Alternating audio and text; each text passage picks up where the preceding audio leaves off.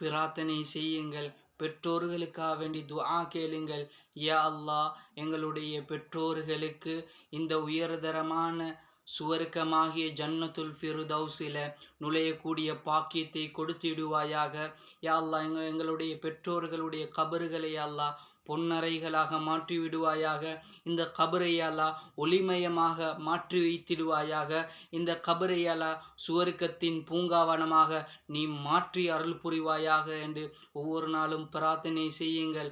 நாம் தானே பெற்றோர்களுக்காக வேண்டி பிரார்த்தனை செய்ய வேண்டும். யார் செய்ய போகிறார்கள்? செய்து கொள்ளுங்கள்.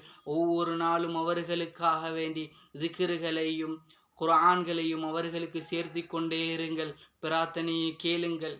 கவலையிலே துன்பத்தில் இருக்கக்கூடியவர் ஹஜ்ஜுக்கு செல்வது போல் இப்படி கனவு கண்டா, அடுத்தது ஒருவர் ஹஜ்ஜுக்கு போறாரு, ஆனால் அந்த ஹஜ் அவருக்கு தப்பி விடுவது.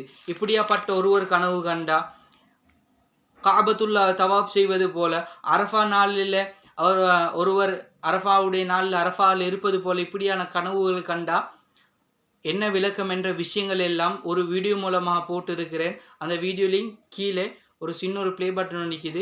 இதை கிளிக் பண்ணி பார்த்துக்கோங்க. பிரயோசனமான விஷயங்கள்.